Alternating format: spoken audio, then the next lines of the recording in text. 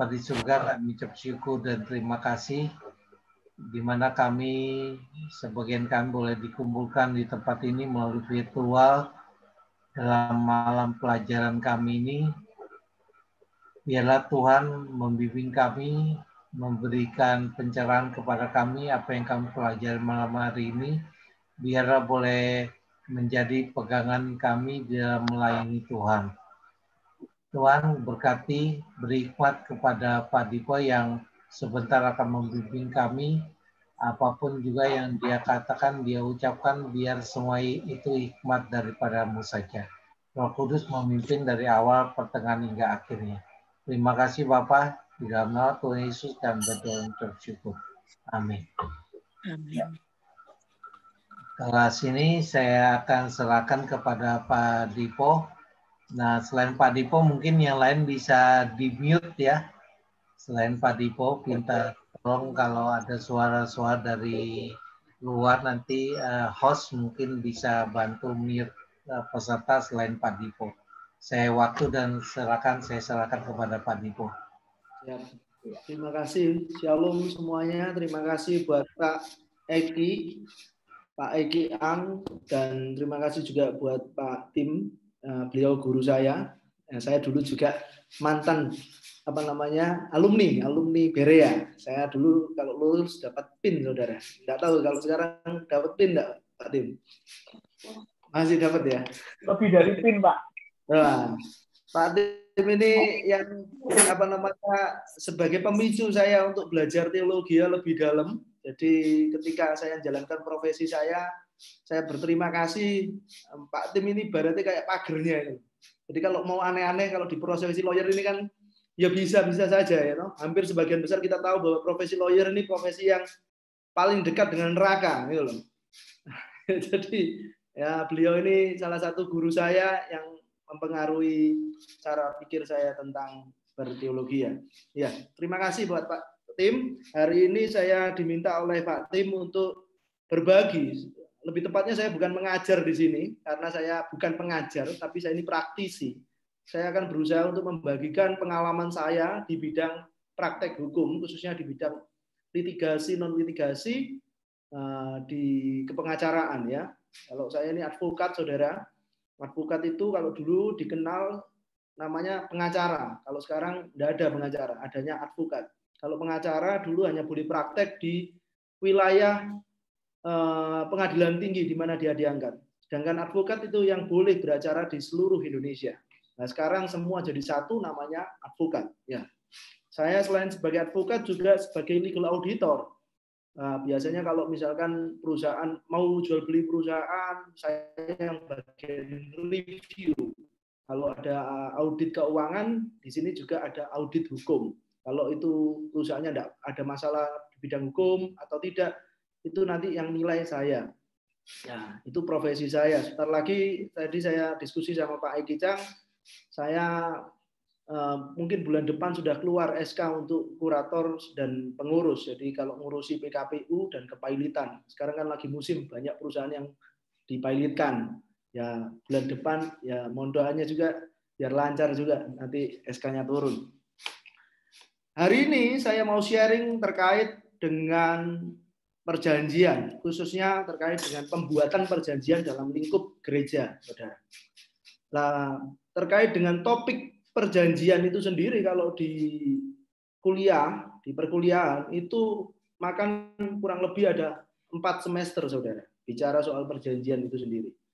Nah, dalam waktu yang terbatas ini, saya berharap saudara bisa mengerti paling tidak hal-hal yang penting terkait dengan pembuatan perjanjian. Bagaimana membuat perjanjian yang baik dan benar. Ini goals pelajaran kita hari ini, yaitu kita semua saya harapkan bisa memahami prinsip dasar perjanjian itu sendiri. Lalu kita boleh mengerti hoax atau berita bohong terkait perjanjian atau seputar perjanjian ini tadi. Banyak hal-hal yang kita pandang sekarang mungkin ternyata keliru soal hal-hal yang terkait dengan perjanjian itu sendiri. Yang 3 yaitu penyusunan perjanjian yang baik dan benar. Ini 3 goals dalam pelajaran hari ini yang saya harapkan boleh kita semua dapatkan di kesempatan saat ini. Saya mulai dari perjanjian. Ya, kita bicara soal terminologi perjanjian dulu. Perjanjian itu apa sih? Perjanjian itu kalau menurut undang-undang kitab undang-undang hukum perdata atau biasa disebut dengan BW, itu adalah suatu perbuatan dengan mana satu orang atau lebih mengikatkan dirinya terhadap satu orang atau lebih. Jadi undang-undang memberikan definisi, memberikan arti apa yang dimaksud dengan perjanjian. Jadi perjanjian itu bicara soal perbuatan yang dilakukan oleh seseorang atau lebih. Perbuatan apa? Perbuatan mengikatkan dirinya terhadap satu orang atau lebih. Jadi ini pengertian dasar terkait dengan perjanjian. Mungkin di dalam praktek kita sering mendengar ada kontrak, ada istilahnya MOU, ya, ada istilahnya lagi pengikatan. Nah, tapi intinya sama, intinya adalah perjanjian. Nah, kalau kita bicara lebih dalam lagi, apakah ada perbedaan antara MOU, nota kesepahaman, dengan perjanjian? Secara prinsip tidak ada, tapi seharusnya MOU itu belum bisa disebut perjanjian karena di dalam MOU itu masih belum ada hak dan kewajiban. Masih berupa kesepahaman saja. Misalkan contohnya, saya pelayanan di gereja. Saya ini mengajar, misalkan seperti Pak Tim.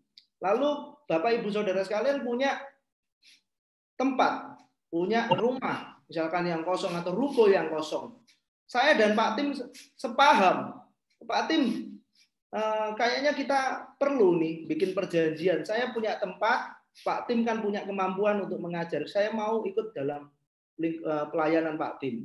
Saya akan menyediakan tempat saya, Pak Tim nanti ngajar di tempat saya. Ini kesepahaman, belum diatur lebih lanjut terkait dengan apa saja haknya Pak Tim, apa saja kewajibannya Pak Tim, apa saja hak saya, apa saja kewajiban saya.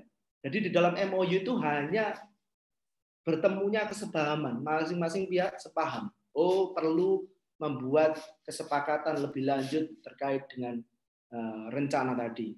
Nah, dilanjutkan dengan pembuatan perjanjian. Jadi ini yang seharusnya seperti itu. Jadi MOU dulu, setelah itu dibuatkan perjanjian.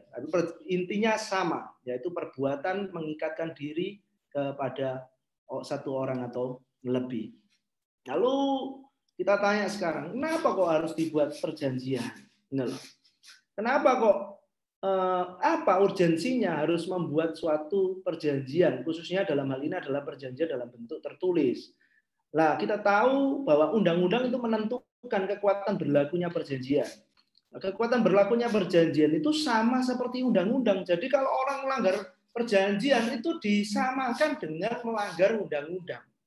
Ada sanksi, ada konsekuensi terhadap seseorang yang melakukan pelanggaran terhadap isi dari perjanjian yang dibuatnya.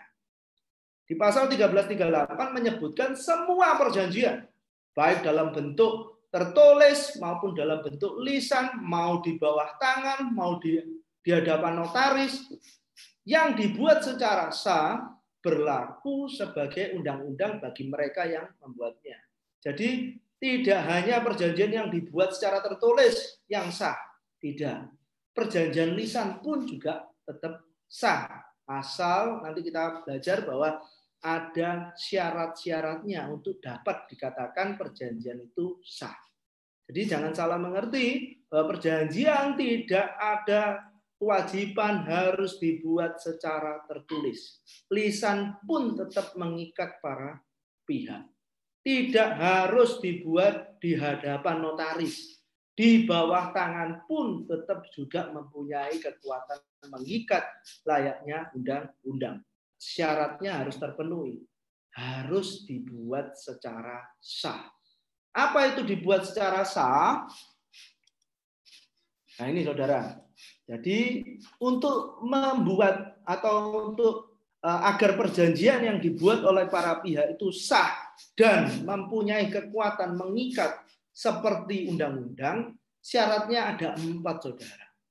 1, kesepakatan. Perjanjian itu harus ada sepakat. Dan sepakat ini bukan karena kekhilafan, bukan karena paksaan, atau juga bukan karena penipuan. Jadi orang itu harus sepakat dulu. Nah, gitu. Yang kedua, perjanjian ini dibuat oleh orang-orang yang cakap atau kecakapan ini syarat yang kedua. Ya, jadi sudah dewasa atau mempunyai legal standing.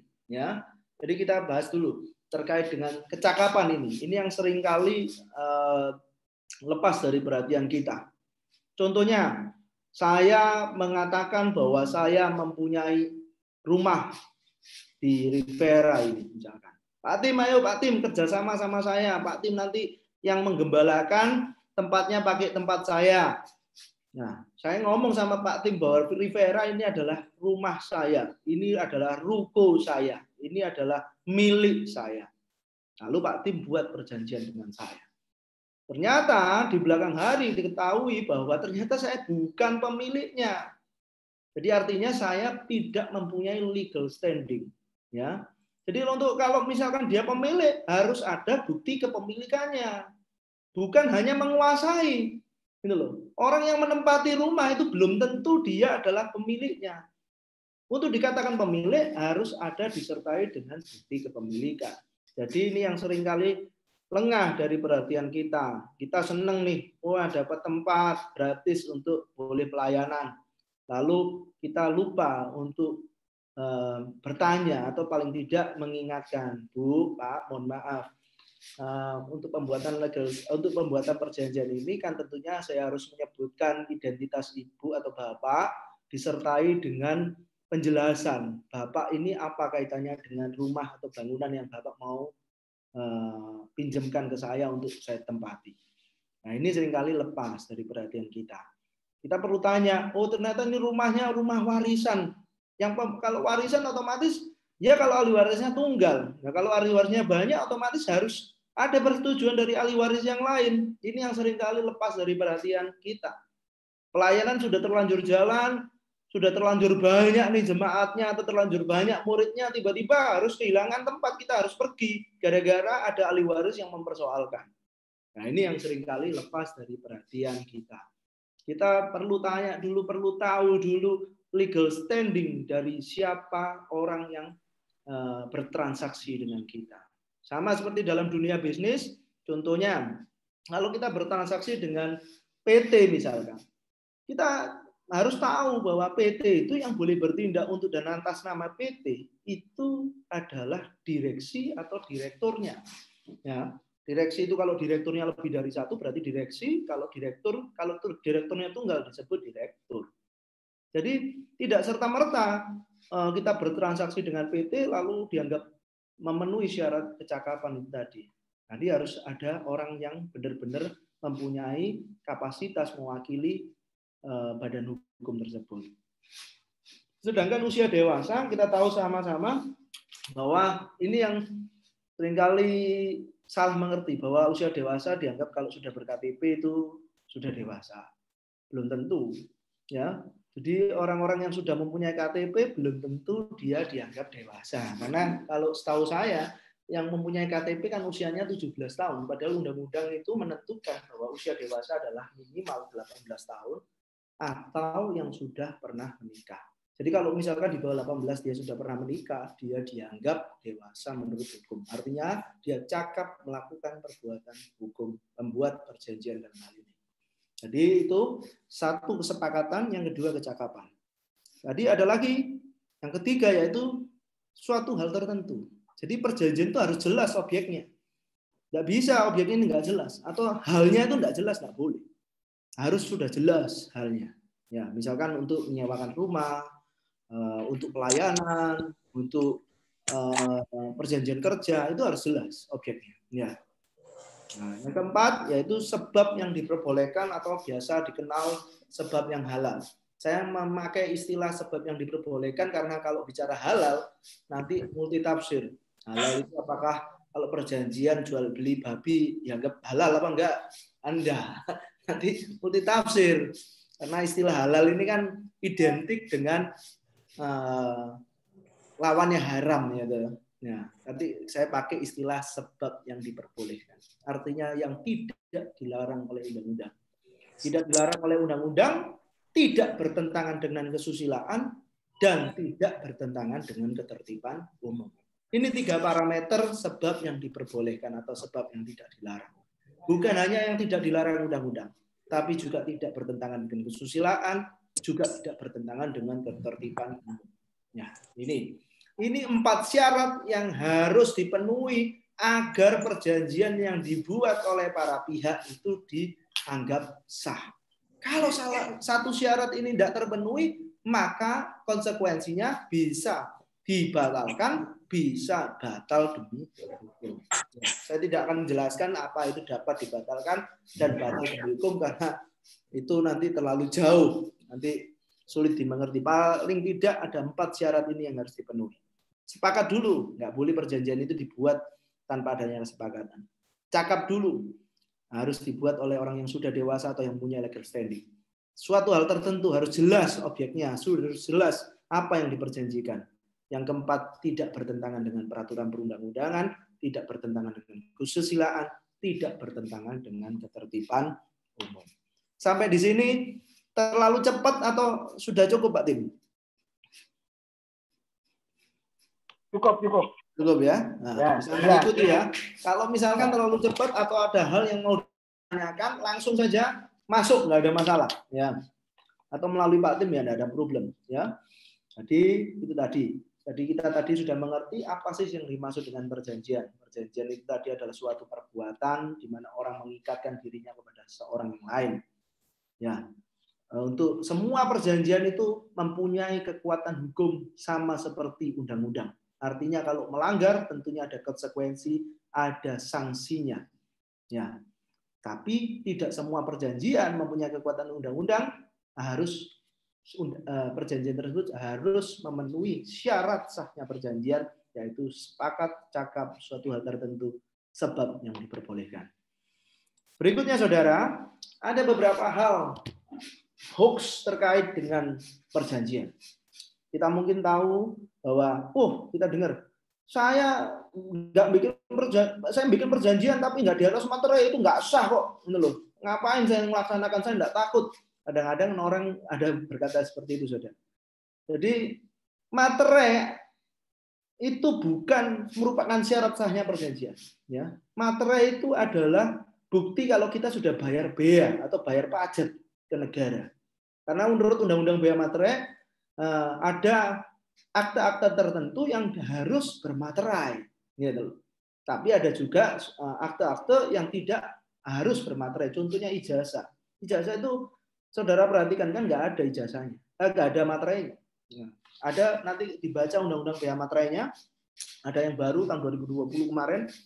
Ya, jadi syarat sahnya perjanjian itu bukan terletak pada materai atau tidak ada materainya. Ya, jadi meskipun tidak ada materai, apakah perjanjian itu sah? Tetap sah sepanjang memenuhi syarat sahnya perjanjian sebagaimana tadi saya sebutkan di pasal 1320, yaitu ada 4 syarat tadi: sepakat, cakap, suatu hal tertentu, sama sebab yang diperbolehkan. Asal memenuhi ini, sekalipun nggak ada materainya, tetap sah, ya, tetap mempunyai kekuatan mengikat. Yang kedua, ada hoax yang punya berkali-kali kita dengar. Perjanjian itu nggak sah karena nggak dibuat di hadapan notaris.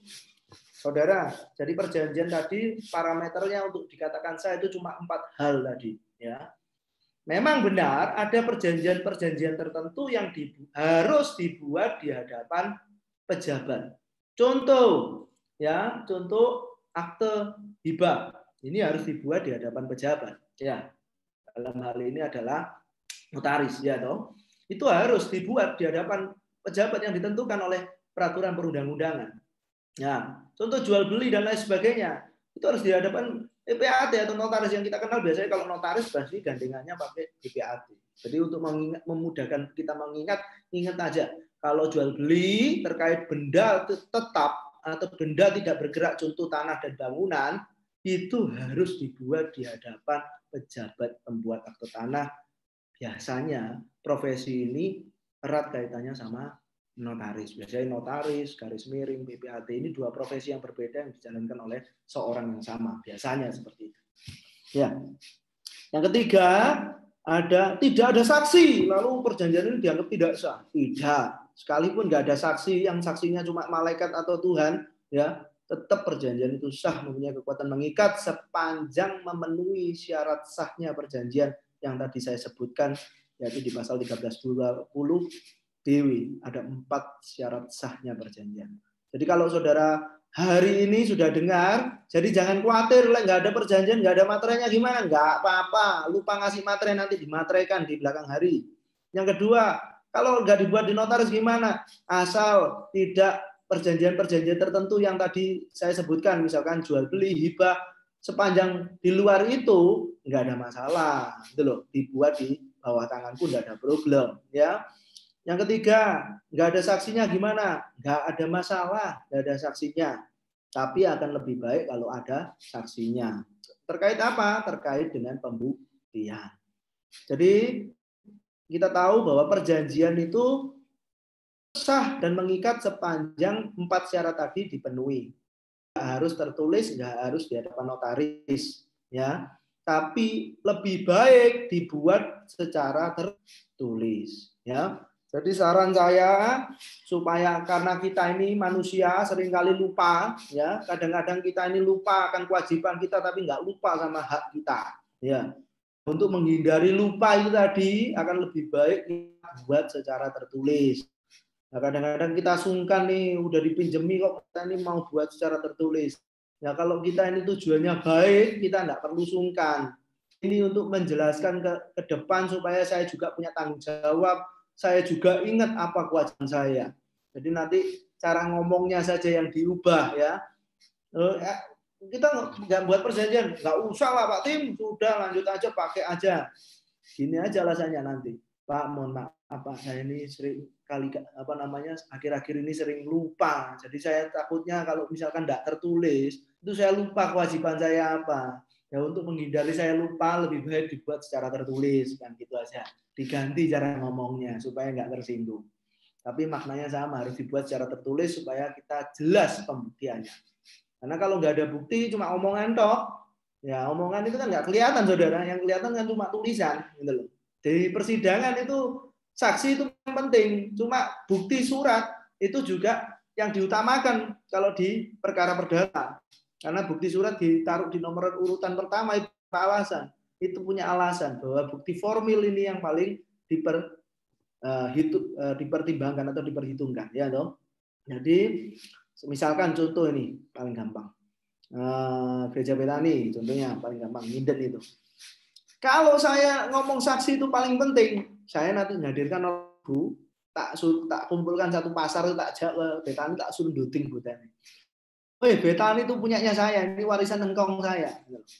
Lalu yang punya Betani ngomong, lu kamu tuh percuma menghadirkan saksi 1000, ini loh aku punya sertifikat. Kira-kira siapa yang kuat? Dia punya sertifikat. Yang punya bukti hak itu tadi. Selembar ini lebih penting daripada 1000 orang ngomong. Tapi itu tadi saudara, bahwa yang paling penting kita buat perjanjian ini sebisa mungkin harus tertulis, lebih jelas, ya, supaya ada buktinya. Karena yang diuji di pengadilan adalah bukti, ya. Yang benar atau salah di pengadilan itu nggak bisa kelihatan kalau nggak bisa dibuktikan. Jadi semua itu harus diuji melalui alat bukti. Buktinya itu tadi, yaitu bukti tertulis dari perjanjian. Apa buktinya saudara pernah membuat perjanjian dengan Pak Tim misalnya? Nah, kalau nggak ada saksinya kan sulit ngomong. Oh iya saya pernah buat Pak, kapan? Nah kan ditanya gitu. Tapi kalau ada bukti tertulisnya kan jelas. Nah itu. Berikutnya, nah ini tadi. Nah sebelum kita bertransaksi atau mengadakan perjanjian dengan orang lain atau transaksi dalam bentuk apapun, nggak harus perjanjian dalam lingkup gereja ya, dalam transaksi bisnis pun kita harus mempertimbangkan 3 parameter ini. Ya, ini yang sering kali saya sampaikan kepada klien-klien saya sebelum mengadakan transaksi dengan seseorang. Ya, perhatikan 2L, 5C sama SD. Ini agar mudah kita mengingat. 2L itu apa? Legal dan logis. Legal itu apa? legal itu apakah dia punya bukti-bukti yang sah, apakah dia mempunyai izin-izin yang sah, gitu loh. Ya, itu legalitasnya bagaimana? Itu harus dicek dulu. Kalau kita bertransaksi dengan PT, ditanyakan akte pendiriannya ada enggak? Apakah benar yang bersangkutan ini adalah pengurusnya, direkturnya, atau kuasa dari direkturnya? Ditanya legalitasnya. Apakah perusahaannya sudah ada izinnya? Nah, ini harus ditanyakan dulu, gitu loh. Kemudian logis. Kadang-kadang ini yang seringkali lepas dari kita ya. Misalkan mau investasi nih, ya kita ini lagi rame-rame soal reksadana dan lain sebagainya. Kadang-kadang di koperasi juga ini kan banyak yang lagi masalah nih, banyak yang kena PKPU, kena pilot ini, gitu, diperkarakan. Ya karena apa? Kita kadang-kadang nggak logis, gitu loh. Wah, investasi ditawari bunga sekian persen, banyaknya jauh melampaui bunga bank. Ini kan nggak logis, gitu loh. Duh, orang ini perusahaan barusan berdiri, tapi kok menawarkan keuntungan sedemikian besarnya? Kadang-kadang kita nggak logis. Nah, ini kadang-kadang orang bermasalah karena nggak mempertimbangkan legalitasnya, nggak mempertimbangkan apakah perjanjian atau transaksi yang dibuat itu logis. Ya. Yang kedua yaitu 5C. Kalau di bank, ya, kita mau mengajukan kredit dan lain sebagainya, ini yang jadi parameternya, ini yang jadi ukurannya. Satu, karakternya. Karakternya gimana? Orang ini kaya, Pak. Orang ini punya kapasitas yang besar. Orang ini, wah, nggak usah diragukan lah soal finansialnya. Kemampuannya untuk melaksanakan perjanjian nggak usah diragukan. Tapi karakternya kurang baik. Orang ini suka bermasalah. Orang ini suka cari-cari persoalan. Nah, ini harus dipertimbangkan, saudara. Lo orang ini kaya tapi senang cari masalah. Ya ngapain kita mau transaksi mau bertransaksi dengan orang yang semacam ini? Ini yang harus kita pertimbangkan. Jadi jangan cuma lihat orang ini kayanya toh, orang ini punya pabrik atau punya gedung yang besar, wah enak ini saya dikasih tempat nih untuk pelayanan nih. Dilihat karakternya. Orang ini gimana dulu? Supaya apa? Jangan sampai ini mengganggu pelayanan kita. Kita sudah terlanjur membina jemaat, lalu tiba-tiba disuruh pergi begitu aja karena karakternya kurang baik. Kita nggak mempertimbangkan soal karakternya. Ya. Yang kedua yaitu capital. Capital itu bicara soal permodalannya. Kalau bicara soal transaksi bisnis, tentunya hal ini harus jadi parameter yang harus dipertimbangkan. Oh, dia mau transaksi nilainya misalkan ya 2M. Oh, dia tuh capitalnya, dia itu loh bukan siapa-siapa. Dia rumah aja masih ngontrak misalkan. Naik sepeda motor lama juga. Lah dia kok mau transaksi sama saya dengan nilai transaksi yang cukup besar. Nah, ini harus dipertimbangkan. Apakah dia punya capital atau permodalan yang cukup, gitu loh. Yang ketiga yaitu capacity. Oh, dia punya modal yang cukup, karakternya bagus. Tapi kapasitas perusahaannya, mesinnya ini cuma 5 misalkan hanya produksi 100 piece. Nah, dia kok mau bikin transaksi dengan saya, bikin perjanjian dengan saya untuk bikin 10.000 piece setiap bulan. Ini kan nggak masuk akal, di luar kapasitasnya atau jauh dari kapasitasnya.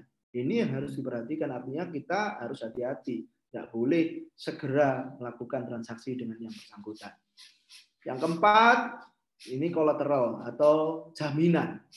Ya, seringkali ngadakan dia utang, misalkan utang dulu nih, tapi nggak ada jaminannya. Nah, ini resikonya semakin besar.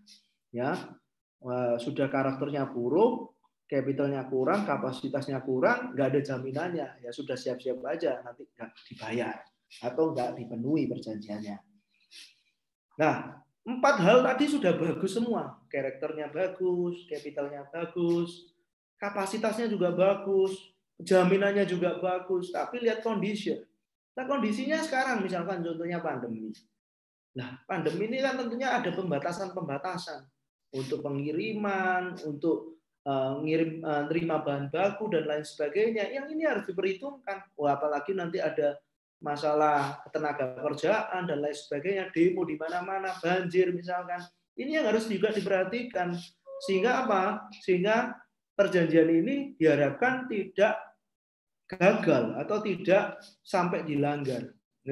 Kadang orang karakternya bagus tapi kondisinya kurang bagus sehingga terjadi pelanggaran atau ada beberapa hal yang tidak dipenuhi kewajibannya. Karena apa kondisinya? Jadi dalam membuat perjanjian ukurannya 5C ini harus diperhitungkan. Karakter, capacity, capital, collateral, dan condition. Yang ketiga dan terakhir ini sadar diri. Ini tadi kalau 2L 5C itu bicara lawan kita, ya, lawan perjanjian kita, pihak di mana kita membuat perjanjian. Yang ketiga nih yang lebih penting, kita harus sadar diri kita. Apakah kita juga punya kemampuan, punya kapasitas, punya jaminan atau kondisinya memungkinkan enggak kita membuat perjanjian ini. Jangan terlalu nekat, jangan terlalu mengandalkan, wah saya punya iman yang besar, itu bukan iman tapi nekat, itu konyol namanya, bonek. Berarti kan apa namanya bonek dalam tanda kutip, bonek itu saya nggak ngomong bonek selalu jelek, enggak, tapi istilahnya bondoni nekat, gitu loh. Nah, kalau bondoni nekat, nanti kita kalau misalkan gagal memenuhi prestasi, gagal memenuhi isi perjanjian, ya kita tadi ada konsekuensi yang menanti kita, ada sanksinya, ada hukumannya. Kalau sampai digugat, otomatis kita dihukum untuk membayar sesuatu. Orang digugat itu bukan hanya bicara soal angka, saudara, tapi pertimbangkan juga nama baik, gitu loh. Karena nama baik ini yang sulit. Nama baik ini tadi saya di kantor sebelum meeting saya bicara soal brand sama merek. Brand sama merek ini dua hal yang berbeda. Ya, brand itu bicara soal persepsi orang. Nah, kalau orang itu suka punya masalah atau orang itu punya masalah, ini mempengaruhi brand kita. Sehingga seringkali perusahaan-perusahaan yang besar atau perusahaan-perusahaan yang going concern mau jadi perusahaan besar, ini yang harus diperhitungkan. Jangan sampai gara-gara masalah kecil kita mengorbankan brand kita. Jadi nama baik kita ini harus tetap dijaga. Kecuali kita bertahan. Ya misalkan kita digugat karena kita nggak salah nih, nah, kita harus bertahan, gitu loh. Tapi jangan sampai kalau kita nggak punya kapasitas yang bagus, lalu kita memaksakan diri mengadakan perjanjian yang pasti nggak mungkin kita bisa penuhi. Nah, resikonya perhatikan nama baik saudara. Nah, itu mahal. Jadi jangan sampai nggak diperhitungkan ya saudara. Ini 2L 5C SD ini harus jadi tolak ukur atau dicek dulu. Kalau sudah beres, sudah clear semua, baru oke, lanjut buat perjanjian. Tadi bicara soal perjanjian itu apa, sahnya perjanjian bagaimana, bagaimana apa saja yang harus diperhatikan sebelum membuat perjanjian. Nah, kita masuk ke yang terakhir yaitu anatomi perjanjian. Ini yang terakhir dari yang masih ada lagi terakhir tapi ada subnya ini. Jadi jangan senang dulu. Ada anatomi perjanjian. Anatomi perjanjian sama seperti tubuh, punya kepala, punya badan, punya kaki. Nah, untuk memudahkan kita mengingat bagaimana sih membuat perjanjian yang baik dan benar itu, tadi perhatikan 4 syarat sahnya perjanjian, lalu bagaimana membuatnya, bagaimana menormakannya kalau bahasa hukumnya. Ya, ini ada 3 bagian, yaitu bagian awal, bagian isi, dan bagian akhir. Bagian awal di perjanjian kita harus perhatikan judulnya. Jadi perjanjian itu jangan cuma ditulis perjanjian, surat perjanjian.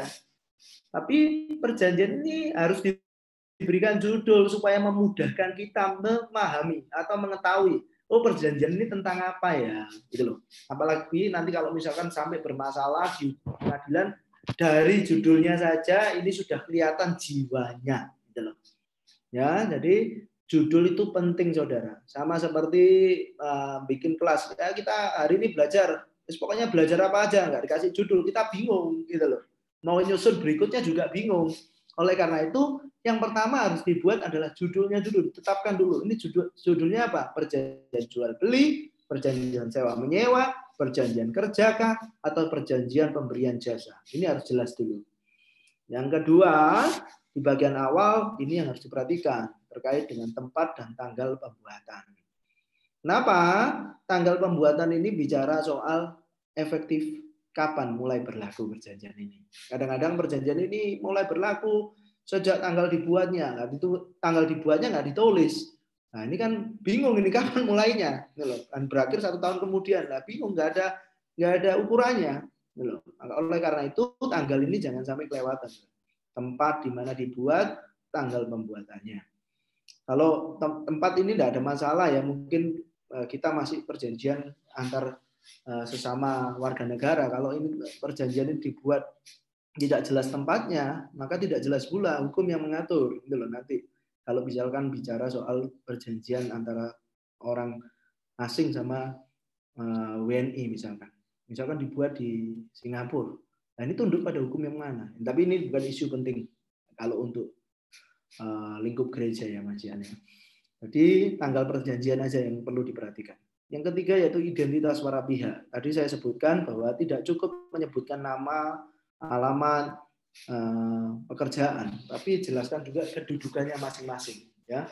Jadi kalau misalkan dia pemilik, ya sebutkan dia pemilik tanah dan bangunan yang terletak di mana berdasarkan sertifikat nomor berapa. Nah itu harus disebut.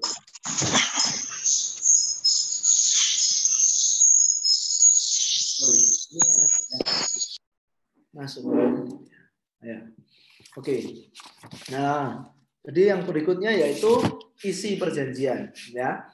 Isi perjanjian atau tubuhnya perjanjian itu ada apa aja? Satu disebutkan terkait dengan klausula definisi. Ya, definisi itu apa? Definisi itu keterangan apa sih yang dimaksud dengan alat musik, apa yang dimaksud dengan misalkan pelayanan. Pelayanan itu yang dimaksud adalah pengajaran tiap minggu mengumpulkan seseorang di satu tempat untuk belajar Alkitab bersama. Ini klausula definisi. Supaya jelas bahwa misalkan Pak Tim, saya mengadakan perjanjian dengan saya nih. Untuk apa? Untuk pelayanan. Lah, pelayanan ini kan kalau nggak dibatasi berarti kan sangat luas sekali. Ini loh. Misalkan pelayanan, konseling itu juga pelayanan. Dari itu baksos itu juga pelayanan. Bikin sekolah itu juga pelayanan. Bikin gereja itu juga pelayanan. PA juga pelayanan. Nah, padahal orang yang memberikan tempat ini inginnya cuma dibuat ngajar tok tempatnya ini, nggak mau tempatnya ini kotor dibuat ngajar anak-anak TK. Nah ini harus dijelaskan pelayanan yang dimaksud adalah pelayanan untuk kalangan mana, gitu loh. Supaya nanti tidak salah paham, gitu loh. Harus dijelaskan di depan. Nah, kalau tujuannya jelas, sorry, Atim ini ada yang masuk Atim ya? Suaranya. Ya, sebentar. Mohon di-mute Bapak Ibu. Ya. Oke, lanjut ya. Jadi ini harus jelas, dijelaskan dulu lingkup pelayanannya itu seperti apa supaya tidak sampai ada permasalahan di belakang hari. Ya. Saya enggak ngomong tempat ini untuk jadi tempat perkuliahan kok. Saya maunya tempat ini cuma dibuat ya pelayanan kebaktian saja. Nah, ini kan nanti jadi masalah berikutnya. Akan lebih baik dijelaskan di klausula definisi. Contohnya terkait apa yang dimaksud dengan pelayanan. Apa yang dimaksud dengan hari kerja? Hari kerja itu hari Senin sampai Sabtu. Boleh pakai Pak, tapi saya ini pakainya cuma saya mau pakai hari Senin sampai Jumat Pak. Nah, Bapak cuma tak kasih waktu cuma Sabtu Minggu misalkan. Ini harus dijelaskan dulu. Berapa hari, berapa jam. Begitu terkait fasilitas ini harus dijelaskan juga. Sama seperti pada waktu kita melakukan transaksi bisnis juga sama ya. Jadi harus dijelaskan semua. Definisinya apa? Karena jangan sampai maknanya multitafsir atau ambigu ya. Yang kedua, maksud dan tujuan pembuatan perjanjian ini. Pembuatan perjanjian ini tujuannya untuk membantu pelayanan gereja A misalkan di bidang apa. Nah, itu dijelaskan. Maksud dan tujuannya. Yang ketiga, diisi jangan sampai lupa hak dan kewajiban para pihak. Jadi lebih baik perjanjian ini harus dibuat secara lengkap terkait hak-hak apa saja, kewajiban apa saja yang ada di antara para pihak. Nggak bisa hanya kewajiban atau hak satu pihak saja. Itu nanti jadi celah mengatakan bahwa perjanjian ini berat sebelah atau gimana. Nah itu nanti timbul masalah. Akan lebih baik tuliskan hak dan kewajiban para pihak ini harus berimbang. Yang berikutnya yaitu jangka waktu. Perjanjian ini dibuat berapa lama? Nah, ini yang seringkali jadi masalah. Oh, dibuat bikin perjanjian tadi, misalkan kalau kita lingkup pelayanan, boleh Pak, silakan pakai Pak. Berapa lama ini? Itu loh. Akan lebih jelas ditulis di dalam perjanjian mulai kapan berlaku sampai kapan berakhirnya. Nah, gitu. Supaya apa? Sebelum berakhir kita nanti boleh konfirmasi, Pak, apakah tetap masih boleh kita gunakan untuk dukung pelayanan ini misalkan. Kalau kita paling gampang di lingkup gereja kan seperti itu, supaya nanti jangan sampai jadi masalah.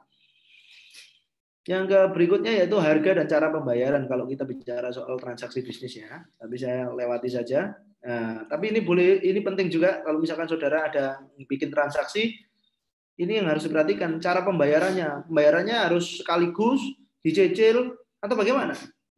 Oh, pembayarannya melalui BG, melalui cek atau tunai atau transfer. Ini harus ditentukan. Ya. Jadi orang, oh sudah sepakat Pak harganya Pak, tapi cara pembayarannya ini orang nakal kan bisa-bisa aja. Loh, saya kan nggak katakan harus lunas Pak, sekaligus. Saya kan mau nyicil, gitu loh. Yang penting saya ini mau bayar. Nah ini kan jadi masalah lagi, gitu loh. Ya, tapi ya sekalipun perjanjian itu harus dibuat dengan itikat baik. Kalau nggak dengan itikat baik bisa nanti rawan dibatalkan. Tapi kan tetap bermasalah. Kita hindari masalah itu. Berikutnya yaitu korespondensi atau alamat surat menyuratnya. Kadang-kadang kalau dalam transaksi bisnis ini yang seringkali jadi masalah.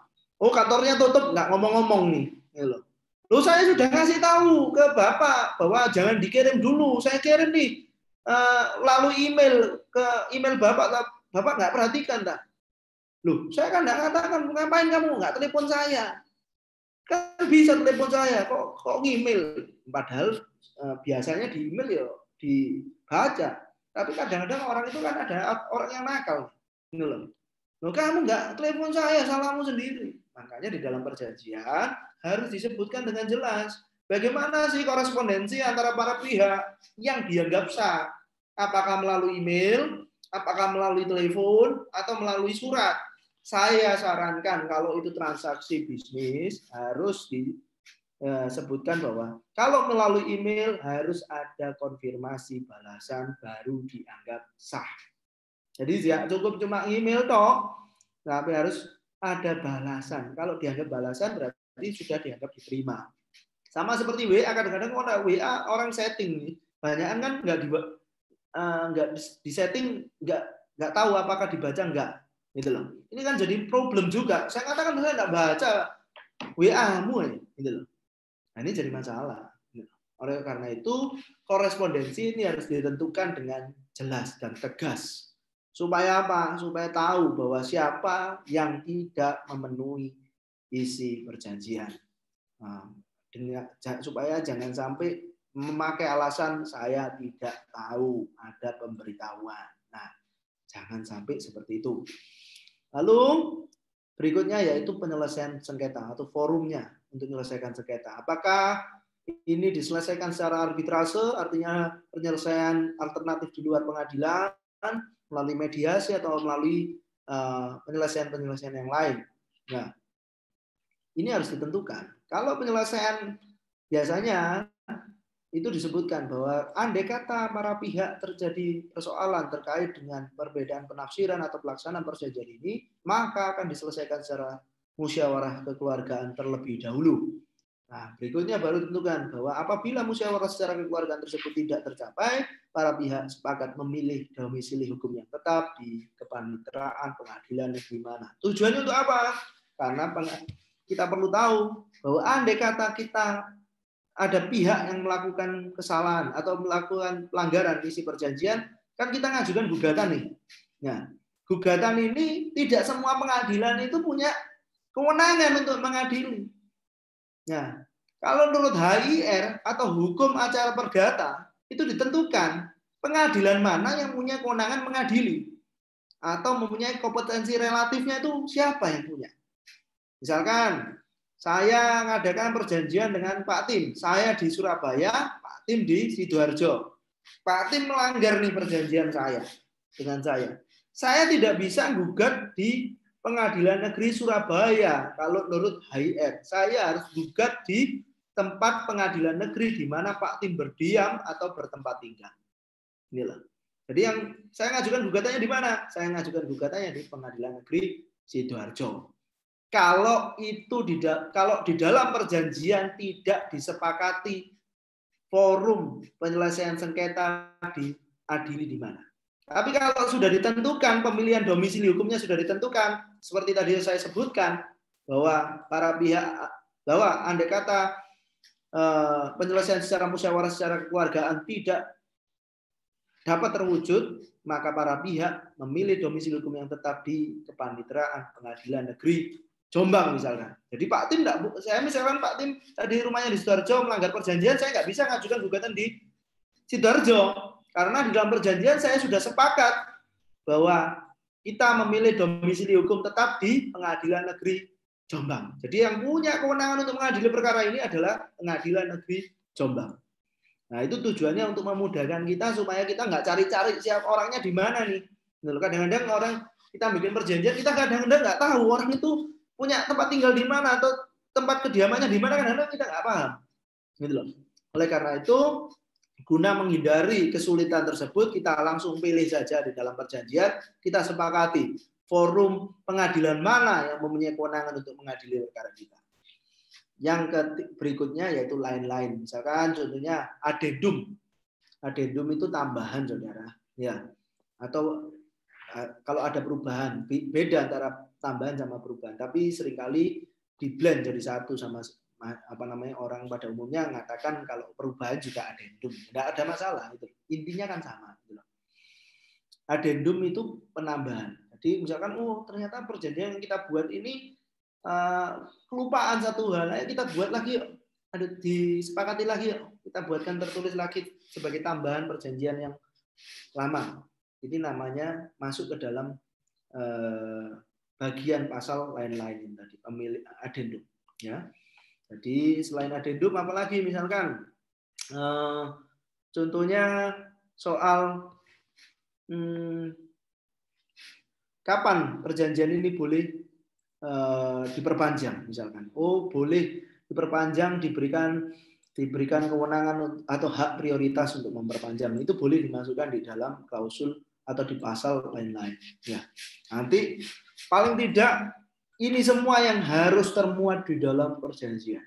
Ada klausul, ada definisi, ada maksud dan tujuan, ada hak dan kewajiban para pihak, ada jangka waktunya, ada harga dan cara pembayaran kalau itu transaksi bisnis, ada korespondensi, ada forum penyelesaian sengketa, dan lain-lain.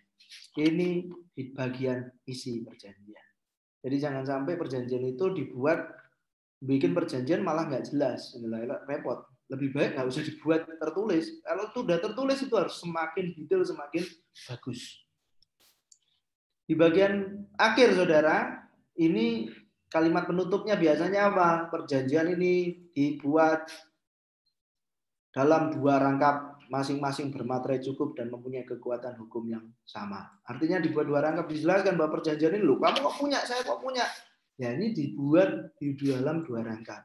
Supaya menghindari adanya pemalsuan juga. Kok dia juga punya ya? Orang lain kok juga punya ya? Nah, ini harus jelas, ini sumbernya dari mana? Saya ini sudah sepakat dalam perjanjian, bahwa perjanjian ini dibuat hanya 2 rangkap. Kok di pengadilan kok ada 3? Ini siapa yang malsukan? Nah, ini supaya jelas ya. Klausula penutupnya di senat, tanda tangan para pihak. Jangan lupa perjanjian itu meskipun syarat sahnya perjanjian itu bukan karena tanda tangan, saudara. Nggak tanda tangan asal sepakat pun bisa. Tapi untuk membuktikan bahwa kamu sepakat ya itu dengan adanya tanda tangan, dibubuhkan tanda tangan. Ya. Lalu berikutnya bila mana perlu disaksikan oleh pihak-pihak. Tujuannya supaya apa? Perjanjian supaya kalau andai kata terjadi sengketa atau terjadi masalah, ada saksi-saksi yang bisa menjadi alat bukti menerangkan terkait dengan transaksi tersebut atau perjanjian tersebut. Ya, jadi ini ada 3 bagian: bagian kepala atau bagian awal akte, bagian isi, dan bagian akhir. Ini yang seringkali saya sampaikan kepada klien saya. Siapapun klien yang pernah berinteraksi dengan saya, saya selalu mengatakan, meskipun saya ini lawyer, saya selalu ngomong sama klien saya, hindari berperkara. Karena berperkara itu sama seperti orang sakit, saudara. Mau kamu sembuh, mau mati, mau tambah parah, tetap keluar biaya, tetap tidak nyaman. Oleh karena itu, apapun yang bisa membuat kita berperkara, kita lebih baik jauhi. Ya, karena damai itu indah. Orang paling enak itu kalau orang nggak punya perkara, orang nggak punya sakit. Itu katanya orang Cina yang paling enak, paling orang apa namanya? Makanya kalau orang Chinese bilang kalau di tahun baru ntar lagi kan Imlek ya toh, selalu mengatakan bahwa apa namanya? Semoga urusanmu itu lancar, ya toh. Semoga kamu dapat banyak uang supaya kamu dapat kesehatan yang bagus, semakin sehat, ya. Cuni senti jenkang gitu. Semoga kamu kesehatanmu semakin kuat, semakin prima. Karena orang sakit itu tidak nyaman, saudara. Orang berperkara itu sama seperti orang sakit, ya, sama seperti orang berobat, keluar biaya terus tidak enak. Lebih baik kalau berperkara, pikirkan ya apa caranya cepat mengakhiri perkara ini, sekalipun keluar biaya agak lebih besar. Ya, sama seperti kalau kita sakit. Kita kan enggak mungkin kita kepingin sakit terus-menerus lalu kita hemat, wes ojo rek obat iki larang. Engko ae eman didik-didik ae tak ngombene iki sale kelarangan obate.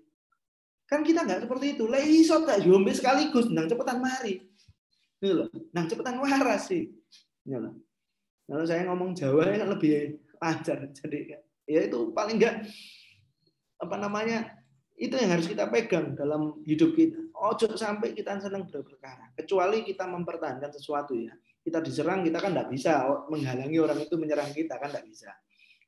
Tapi jangan cari gara-gara. Lebih baik kita hindari perkara, rugi sedikit nggak ada masalah. Yang penting kita segera lepas dari apa yang namanya perkara. Ya. Terima kasih. Ini kantor hukum saya di Kantor Hukum Johannes Dipa Wijaya & Partners. Kalau saudara nanti butuh sesuatu, misalkan mau konsultasi, mau diskusi, silakan hubungi saya di nomor yang mana tadi? Ya, ini saudara. Ya nanti foto.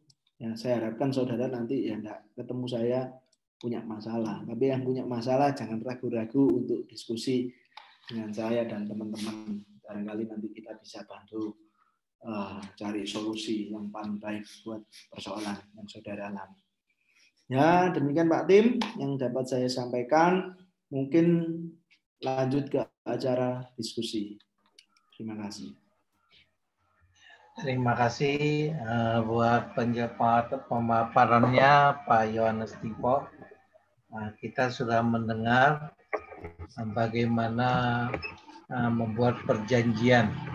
Nah, mungkin di sini ada Bapak Ibu yang hadir adalah pemimpin-pemimpin dalam gereja atau mungkin yang ada masalah dalam bisnis. Silakan kalau Bapak Ibu mau bertanya, persilakan waktu dan tempat saya. Langsung saja di unmute kalau Bapak Ibu yang mau tanya. Malam Pak, saya mau tanya. Ya. Oke Bu. Malam Pak Dipa, tolong tanya Pak, kalau kita sebagai pengerja, calon pengerja atau lulusan sekolah teologi, kita mau ngelamar nih ke sebuah gereja, apakah kita juga harus mengetahui kelegalitasan gereja tersebut? Takutnya kita baru ngelamar 1 bulan, jadi pengerja 1 bulan, tiba-tiba gerejanya tutup. Bagaimana Pak Dipa bisa langsung? Saya mau, ini ada 4 pertanyaan Pak. Saya mau sebutkan satu-satu atau? Tidak apa-apa, satu dulu langsung Bu. Satu dulu, oke Pak, oke. Ya, jadi tadi saya sampaikan bahwa ukurannya sebelum kita bertransaksi atau mengadakan perjanjian dengan seseorang, ukurannya tadi 2L CSD.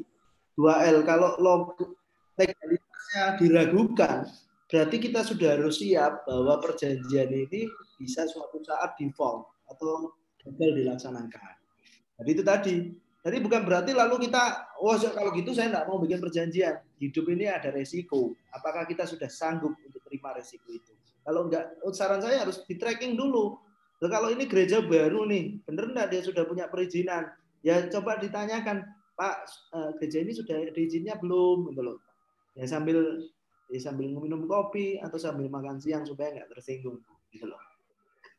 Jadi kalau legalitasnya saja masih belum jelas, ya berarti punya potensi perjanjian ini gagal dilaksanakan atau isi perjanjian ini gagal dipenuhi. Jadi itu Bu. Saran saya yang terbaik memang kita harus clear dulu terkait dengan legalitasnya. Berikutnya. Baik Pak, yang kedua adalah setelah kita ngelamar di tempat di sana, apakah kita juga harus meminta penjelasan soal hak dan tanggung jawab kita? Misalnya nih, gaji saya berapa ketika saya ngelamar di gereja Anda? Terus yang kedua, pekerjaan saya apa? Fasilitas saya apa? Dan tanggung jawab saya apa aja? Seperti itu, Pak. Itu yang kedua. Baik, ya langsung ya. Jadi kalau kita melamar di gereja tersebut, selain untuk pelayanan, juga untuk penghidupan kita, akan lebih baik kita menyampaikan apa adanya kepada lawan transaksi kita. Kita sampaikan bahwa, Bu, selain pelayanan, saya juga berencana untuk jadi full timer di gereja ini. Mohon maaf, apakah gereja ini menyediakan tunjangan atau kesejahteraan terkait dengan pekerjanya bagaimana Pak, kalau boleh saya ketahui gitu loh. Karena apa? Kalau kita perjanjian itu seringkali bermasalah karena sama-sama sungkan untuk bahas sesuatu. Padahal ini penting banget gitu loh. Akan lebih baik lebih jelas, Pak, maksud saya di sini selain melayani, saya rencananya juga jadi full timer yang saya tidak ada pekerjaan lain, ini yang jadikan pekerjaan saya satu-satunya. Saya sebelum saya bergabung, mohon izin kalau berkenan apakah saya boleh mengetahui terkait dengan tunjangan apa saja atau fasilitas apa saja yang mungkin bisa diberikan. Kan gitu. Itu harus dijelaskan dulu, Bu. Kalau enggak gitu nanti sudah terlanjur masuk, loh kok nggak ada bayarannya ya? Loh nggak ada pengertiannya nih pada tempat ini kan jadi lucu. Kadang-kadang banyak masalah, Bu.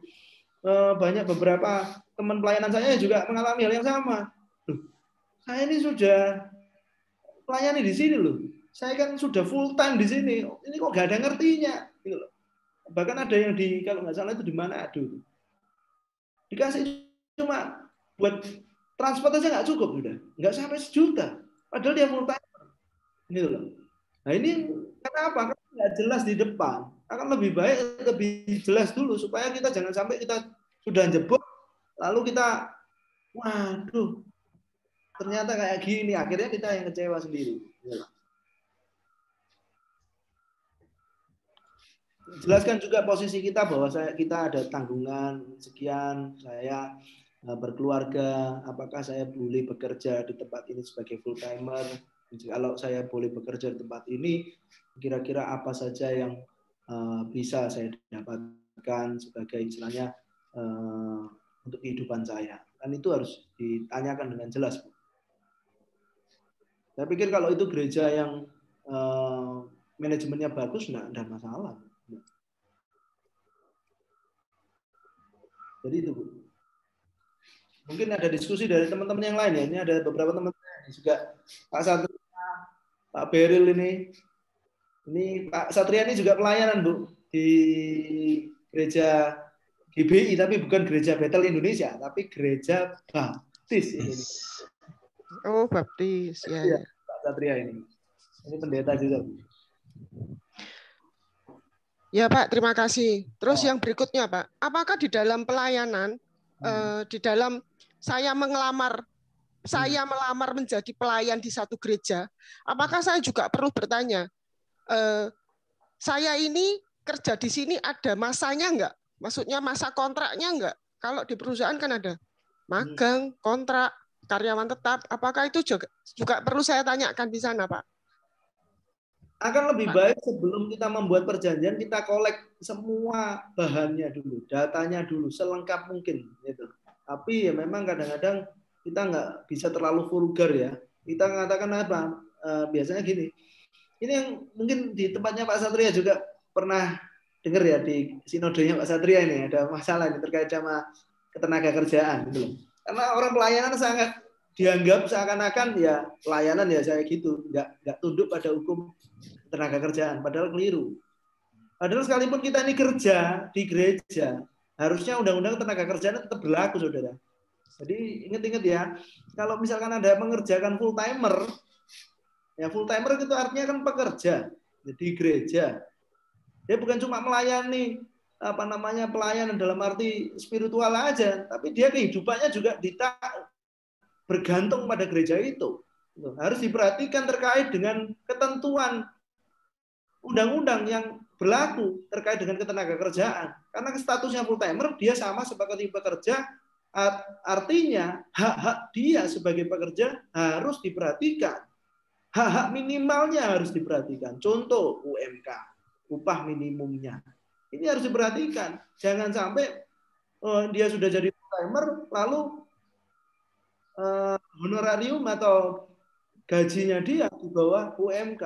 Ini kan gereja lebih jahat daripada pabrik. Nah, kalau kita Pak gereja ya harus memperhatikan hak-hak minimal pekerjaannya. Kalau dia full timer, dia bekerja setiap hari di gereja. Nah, banyakannya begitu Pak. Ya. Gerejanya nggak mampu Pak UMK. Gereja masih baru ini. Kalau nggak mampu nggak masalah. Yang jadi masalah adalah orang yang nggak mau. Memang nggak mau. Oh, pendetanya atau ya pemilik gerejanya semakin kaya, nanti pekerjanya, taraf hidupnya standar terus, kan repot tuh, gitu loh. Ini yang beda antara nggak mampu sama nggak mau. Kalau nggak mampu ya memang kita nggak bisa paksakan. Namanya pelayanan, kita sudah siap bahwa terburuk kita berkorban, gitu loh. Gitu. Tapi jangan sering-sering dikorbankan, gitu. Berkorban. Iya, Pak. Pak, berikutnya yang terakhir Pak, untuk penerimaan pengerja seperti saya, misalnya saya ngelamar di sebuah gereja, apakah juga diperlukan saksi Pak? Apakah cukup dengan Pak pendetanya saja atau dengan keluarganya saja, atau harus diperhadapkan di jemaat bahwa saya adalah pengelamar untuk menjadi gereja di tempat ini? Kan kadang-kadang ada yang nggak dikenal-kenalkan gitu, tiba-tiba metungul gitu, naik di atas mimbar atau main musik atau apa, minggu depan hilang. Ya, jadi itu kalau tata cara gereja kan masing-masing beda Bu ya. Tapi saran saya kalau misalkan itu perjanjian akan lebih baik dibuatkan dengan saksi, karena untuk menguatkan pembuktian. Berarti semua harus jelas ya Pak. Jelas. Sebisa mungkin ditulis. Harus tertulis ya Pak. Karena saya ini banyak lupanya daripada ingatnya Bu. Saya ini paling sering hak saya daripada kewajiban saya. Nggak tahu ya, Pak. Kalian gimana? Iya betul Pak, betul. Ya terima kasih Pak. Ya mungkin ada Bapak Ibu yang lain yang mau ditanyakan, mumpung ada pakarnya ini. Bukan pakar. Kebetulan. Mumpung ada pakar. Ya, saya Bu mau Yudis, tanya, ya, monggo Bu. Ya, selamat malam Pak Dipa. Ya Bu. Saya mau tanya begini. Kalau perjanjian kan ada seseorang atau kelompok orang sepakat dengan yang lain seorang atau seseorang. Kalau hibah itu bagaimana Pak? Hibah itu apakah ada dua pihak gitu? Atau kan yang membuat hibah kan orang tua ya Pak? Apakah ada berhadapan dengan yang lain gitu? Pertanyaan satu. Nanti ada yang mau saya tanya juga. Itu dulu Pak. Jadi, langsung aja Pak. Maaf. Mungkin ya kalau saya tidak salah kan bahwa Maksud apakah hibah ini harus disepakati kan gitu ya?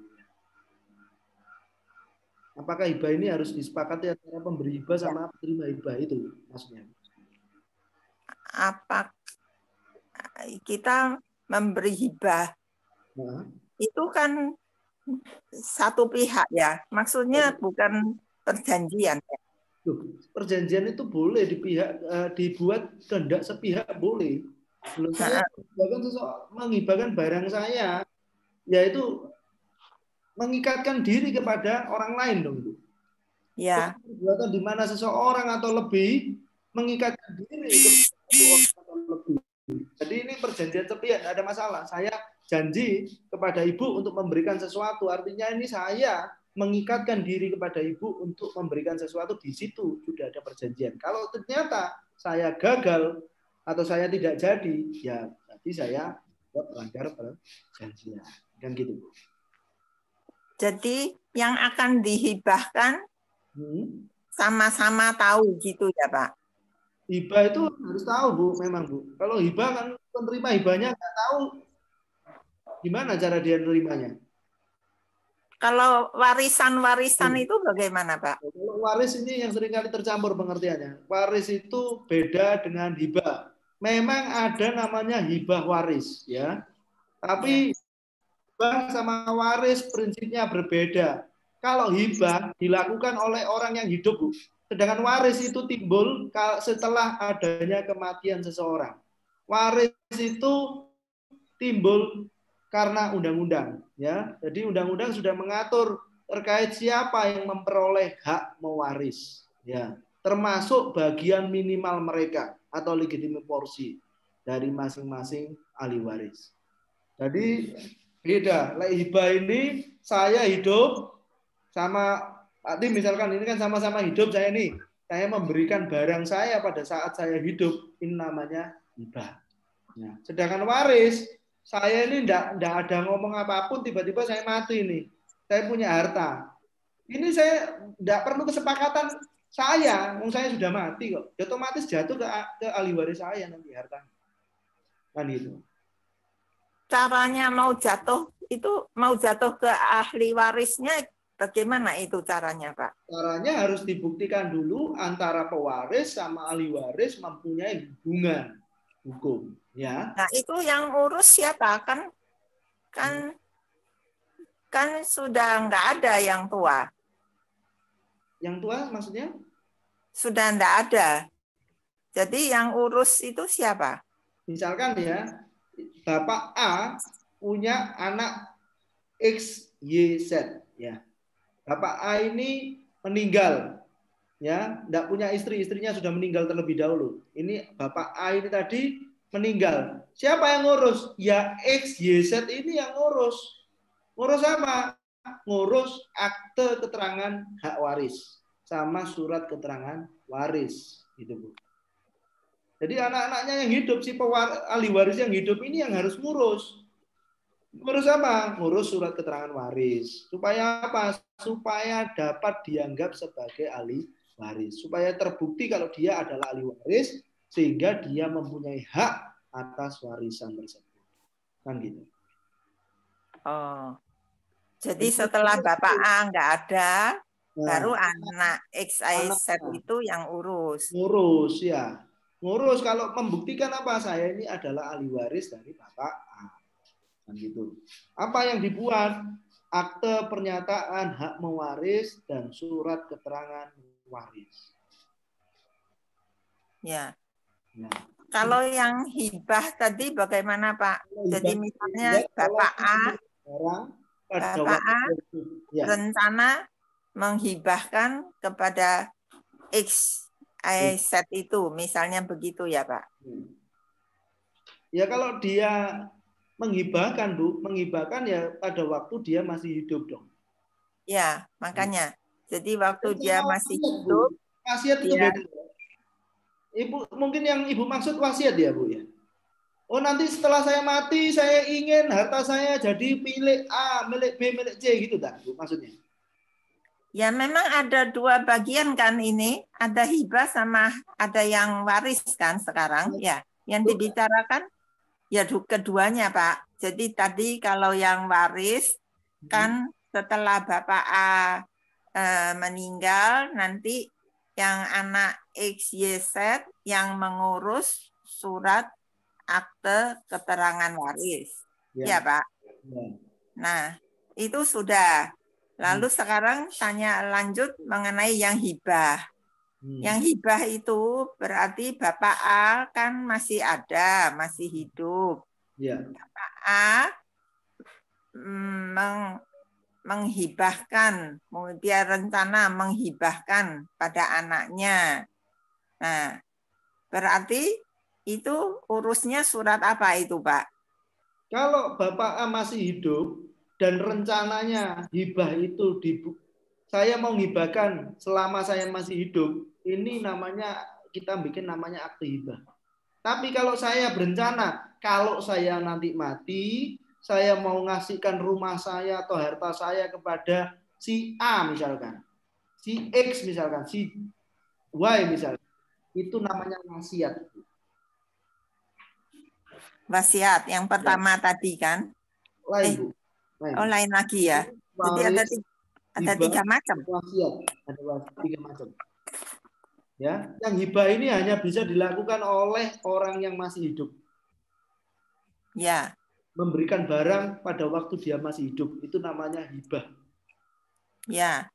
Kalau wasiat itu pesennya, nanti kalau saya mati, harta saya yang diindet tak kasihkan ke anak saya yang nomor 2 misalkan, itu namanya wasiat.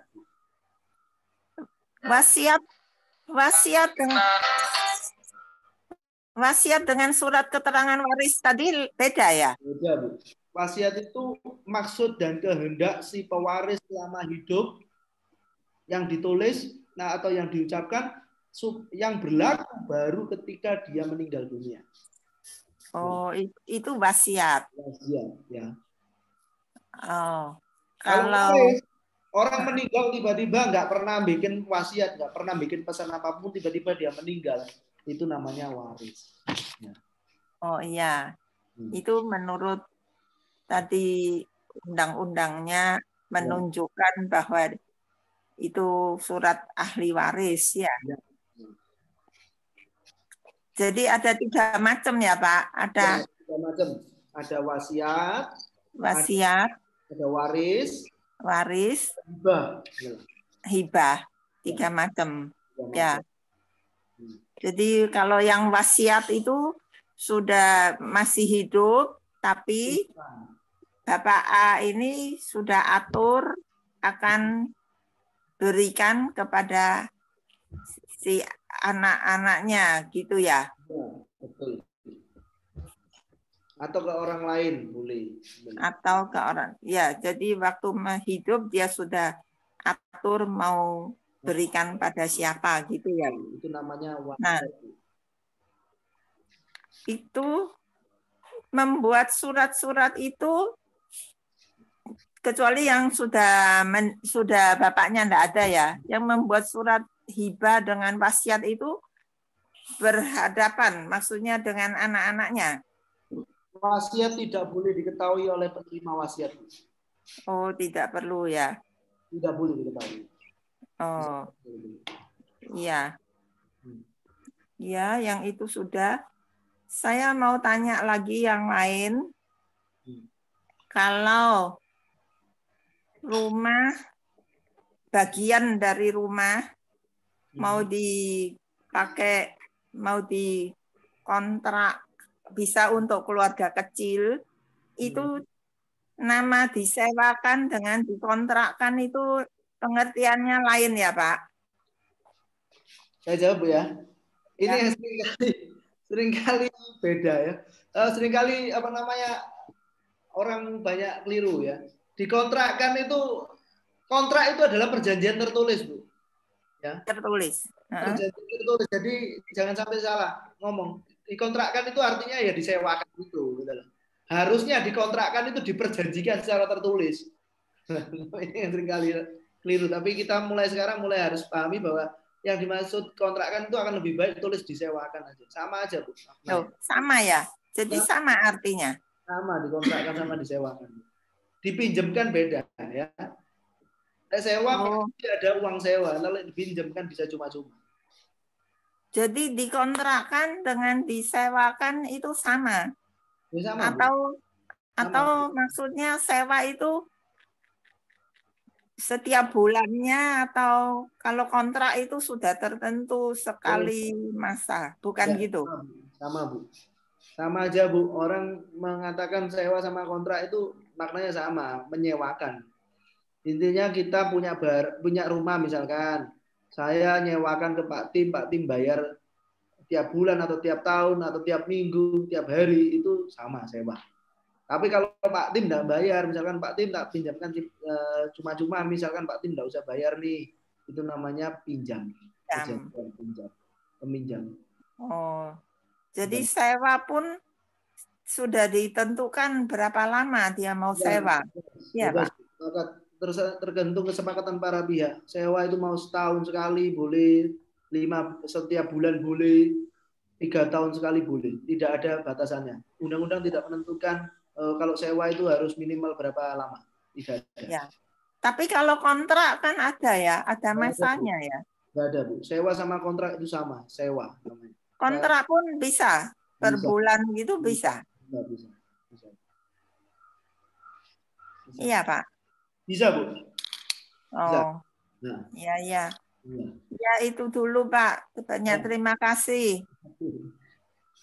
Ya, mungkin Bapak Ibu yang lain yang mau bertanya tentang perjanjian, silakan. Atau sudah cukup jelas?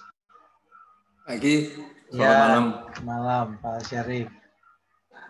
Ya, mungkin saya mau sedikit nambahkan, mungkin diperjelas Ibu itu supaya hati-hati juga.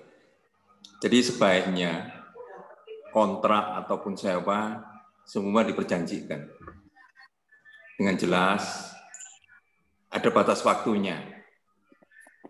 Nanti kalau disewa tanpa batas waktu itu bisa juga dispute nanti. Pikirannya sewanya selamanya, terus harganya tetap selamanya. Ini terjadi di zaman-zaman yang lama. Itu banyak orang dulu rumah tidak ada artinya, banyak kelebihan rumah, banyak orang yang menyewakan. Termasuk orang tua saya. Nyewanya itu naik-naik, ya akhirnya kalau sampai seperti zaman sekarang itu disewa Rp5 sebulan. Tidak bisa ngusir. Nah, kalau ngusir akhirnya harus terima 50% dari harga rumahnya itu. Ini kalau yang umur 70 seperti saya ngalami hal itu. Ya. Jadi sebaiknya nyewakan jangka pendek, jangka panjang. Cuma caranya bayarnya aja yang bayar setahun sekali atau 3 tahun sekali dibayar atau bayarnya tiap bulan. Sebaiknya ada perjanjian. Itu supaya lebih clear. Nanti jangan sampai Ibu terkena masalah. Sedangkan tadi mengenai wasiat, surat wasiat itu memang dibuat seseorang waktu masih hidup untuk bagi hartanya. Tapi baginya tidak boleh semaunya dia menurut hukum Indonesia. Hukum Indonesia ada batas-batas minimal yang harus didapat oleh masing-masing anak. Kalau saya nggak tahu di beberapa negara di luar, boleh. 100% saya mau kasihkan orang lain, anak saya nggak saya kasih itu boleh. Mungkin dikasih Rp1, sudah persyaratan aja. Makanya di luar boleh, tapi di Indonesia nggak boleh. Ada batas-batas minimal. Misalnya punya 2 anak, satunya nakal setengah mati, orang tuanya diajak tukaran terus, dia mau nanti meninggal, anak saya ini tidak saya kasihkan anak saya 100%, ini tidak boleh. Ini menurut hukumnya di Indonesia. Jadi memang wasiat ini masih langka di negara kita, tapi seharusnya sudah mulai seseorang itu yang mempunyai sesuatu lebih baik daripada nanti kalau nggak bikin wasiat, berkelahi itu anak. terutama tambah punya orang, tambah uang, tambah celaka. Dan banyak terjadi bapak ibunya yang meninggal itu belum dikubur, itu dia dihiasa sudah berkelahi masalah warisan. Ya, tambah banyak uang, tambah masalah. Tapi kalau tidak ada uang, tambah anaknya rukun. Nah ini juga kaitannya sama firman Tuhan. Tambah anak punya uang, tidak ada yang ditinggalkan, anaknya rukun. Coba perhatikan. 90% tambah kaya, tambah masalah anaknya. Padahal orang tua itu kaya, kepingin anaknya bahagia dan rukun.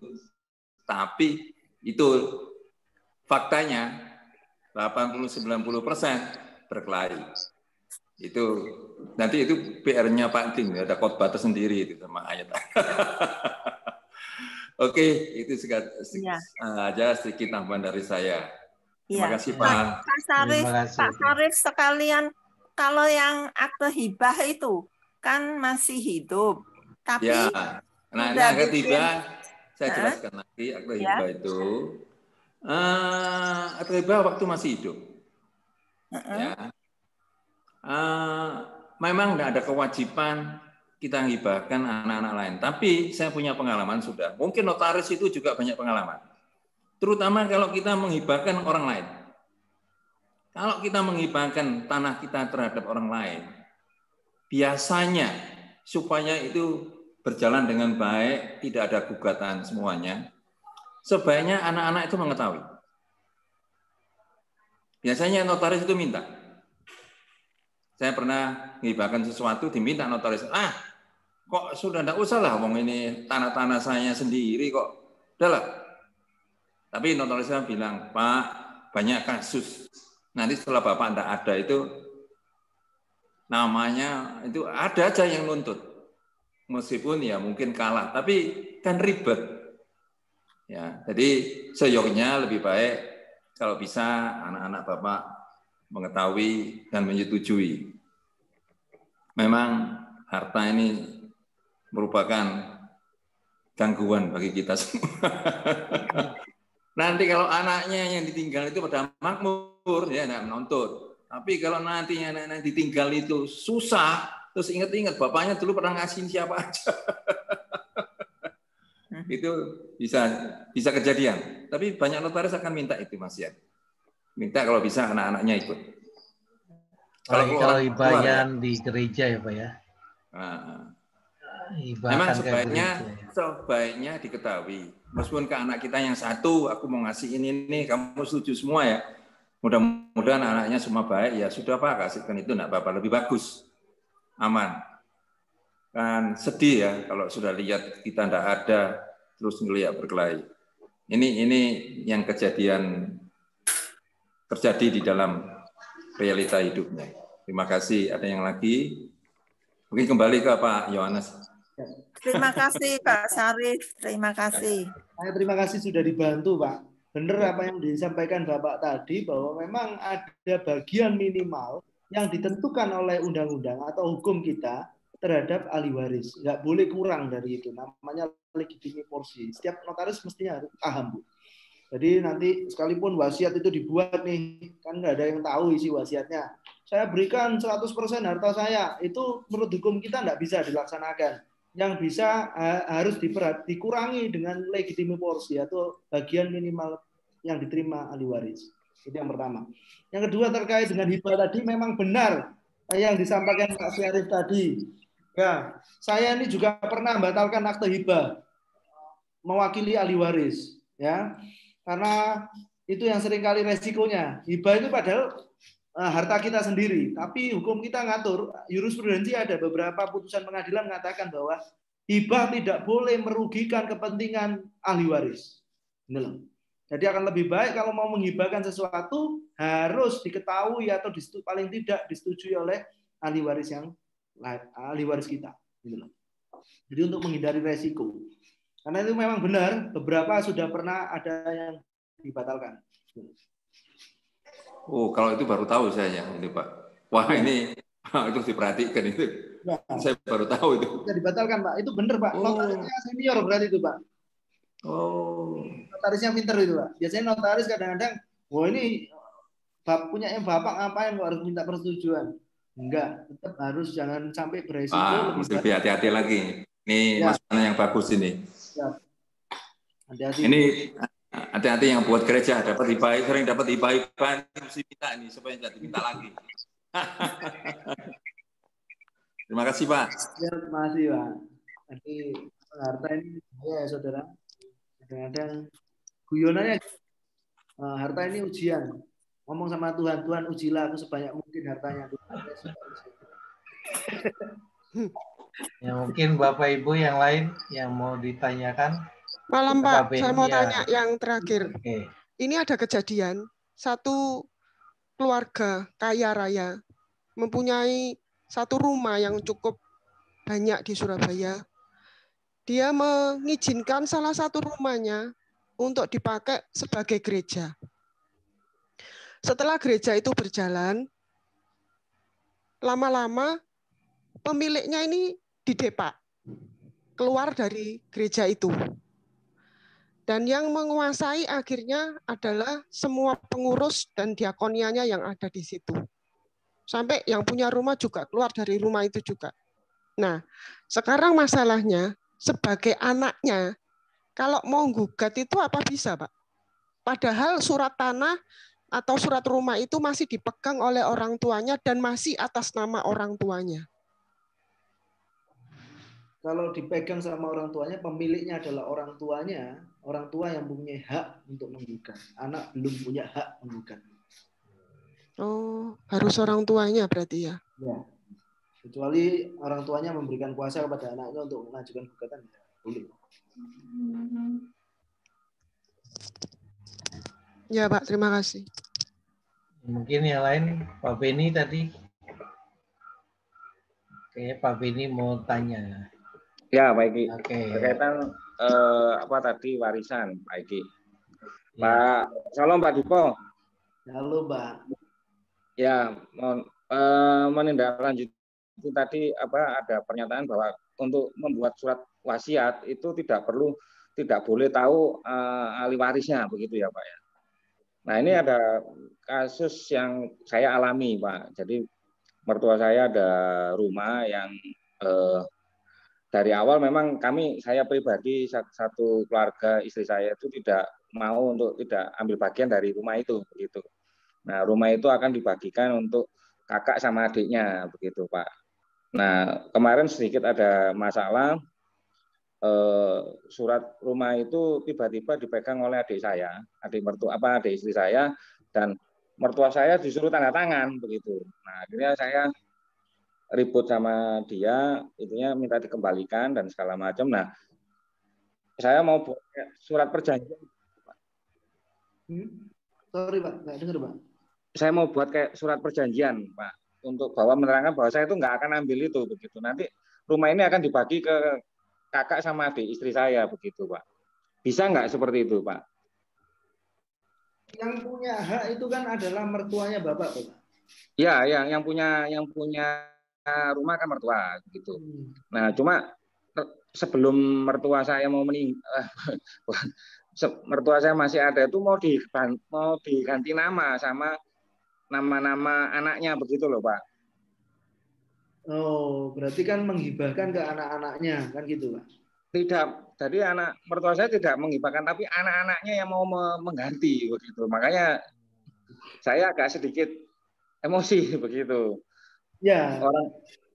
Orang tua belum meninggal kok sudah diganti nama, begitu maksud saya, begitu Pak. Harus ada persetujuan dari orang tuanya atau kehendak orang tuanya yang termuat dalam akte, Pak. Akte hibah. Makanya itu kemarin minta mertua saya itu kan nggak seberapa paham gitu. Pokoknya dikasih suruh tanda tangan, begitu loh Pak. Nah itu kan saya takut, saya agak khawatir gitu. Makanya saya mau buat kayak surat perjanjian bahwa rumah itu tidak bisa dipindah tangankan sebelum mertua saya meninggal dan segala macamnya, dan nanti akan dibagi ke kakak sama adiknya istri saya, begitu. Dan saya sekeluarga nggak akan ambil itu, gitu loh. Hanya menjelaskan seperti itu, Pak. Tapi perjanjian semacam itu kan nggak patut, Pak, menurut hukum, Pak. Oh, nggak boleh ya, Pak, itu? Boleh. Oh. Jadi kalau kita bikin perjanjian itu berarti ya percuma, karena di mata hukum tidak berlaku. Bisa batal itu. Kan nggak boleh berpatutan itu, Pak. Oh, berarti tetap ya akhirnya nggak usah buat apapun, jadi mengikuti undang-undang waris tadi begitu ya Pak? Ya, kalau dia menghibahkan, loh, kapan dia hibahkan nih selama hidupnya? Kita tahu misalkan orang tua nih stroke nih, loh, kalau dia tiba-tiba bisa tanda tangan di hadapan notaris, dan ini berarti kan ada indikasi dipalsukan keterangannya. Dan gitu. Nah, jadi, maksudnya di dalam di akte notarisnya ada nih tanda tangannya si orang tua, loh. Tapi kan ini yang mainannya apa namanya seringkali jadi masalah. Apakah dia membuat ini kan di dalam akte kan tulisannya biasanya berhadapan di hadapan menghadap saya notaris misalkan. Padahal dia tidak pernah menghadap. Ini kan jadi persoalan, Pak, nanti. Ini kalau ada lawyer pasti jadi masalah, Pak, nanti, Pak. Bapak misalkan. Ya, paham. Nah, maksud saya supaya gini, Pak. Intinya supaya nggak ribut. Maksud saya supaya nggak ada peributan lagi, supaya jelas. Mereka punya, jadi kakak istri saya sama adik istri saya itu jelas haknya. Seperti itu, Pak. Ya, seperti itu. Ya, orang tuanya apakah mau membagi semasa hidupnya yang disetujui oleh para pihak? Kan gitu aja, Pak. Kalau orang tua itu mau, Pak. Udah orang tuanya sudah setuju, nggak apa-apa dibagi. Sekarang pertanyaannya, ahli waris yang lain gimana tadi, Pak? Setuju ahli warisnya oke, mau terima semua, Pak. Ya kalau gitu ya didorong atau bisa nggak orang tuanya diajak bicara supaya nanti ke depan kita nggak berantem nih, mumpung kita ini masih hidup semua, istilahnya masih belum punya banyak keturunan, kan kalau sudah nyabang ini jadi masalah ini. Beratan enggak misalkan dihibahkan selama hidup aja yang disetujui. Nah, kan gitu, Pak. Berarti hibah ya, bukan wasiat ya, Pak? Bukan warisan. Ya, hibah aja dong, tapi yang disetujui oleh para pihak. Disetujui oleh masing-masing ahli waris, para ahli waris, sorry. Tadi kalau hibah berarti kan bisa dirubah balik nama nanti, Pak. Akhirnya. Ya, nama, meskipun orang tua saya masih ada. Mertua saya masih ada. Masih ada, memang kadang-kadang persoalannya gitu. Kadang-kadang anak sudah terima hibah, lalu kalau diusir, Pak. Tuanya nih, nggak ada yang nggak ada mau tanggung jawab. Gitu loh. Nah, ini seringkali kan yang harus dipertimbangkan ya harus ada bagian orang tuanya. Ya. Kalau nggak usah bikin apa-apa orang tuanya, nunggu kalau saya mati aja dah. Bagi menurut hukum aja. Siap-siap, Pak. Oke, Pak. Nah, katanya Pak Tim itu kalau pada dasarnya manusia itu dosa, Pak. Pada dasarnya manusia itu nggak ada yang baik, Pak. Gitu. Semua itu jahat lah. Jadi, kata kita, Pak, bukan kata saya. Ya, siap, Pak. Terima kasih, Pak. Karena Stipo.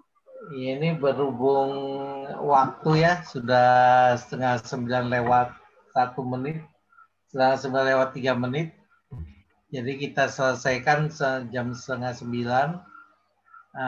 Nanti sekalian Pak Beni bisa tutup di dalam doa, Pak. Ya, siap, Pak. Ya, setelah kita tutup, jangan lupa habis ini ada sesi foto, kameranya dibuka semua ya. Ya, monggo Pak Beni. Bapak kami yang bertata dalam kerajaan surga, terima kasih Tuhan buat malam hari ini. Kalau kami boleh mendengarkan ulasan-ulasan mengenai hukum Tuhan, kami percaya bahwa ini baik buat kami Tuhan, buat bekal kami dalam kehidupan kami. Engkau urapi hamba-Mu, Bapak Timotius, Bapak Eki yang sudah meruangkan waktu untuk kami, juga Bapak Yohanes Tipo yang sudah memberi kami pengertian-pengertian. Tuhan, pakai hamba-Mu ini lebih lagi Tuhan, sesuai kehendak dan rencana-Mu Tuhan. Terima kasih Tuhan, kami percaya Engkau menyertai setiap hidup kami yang hadir pada malam hari ini Tuhan. Terima kasih, biar berkat-Mu senantiasa menyertai hidup setiap kami. Pertemukan kami minggu depan di kelas yang sama untuk kami boleh terus belajar mengenai kebenaran-kebenaran firman-Mu. Hanya di dalam nama Tuhan Yesus kami berdoa dan mengucap syukur. Haleluya. Amin.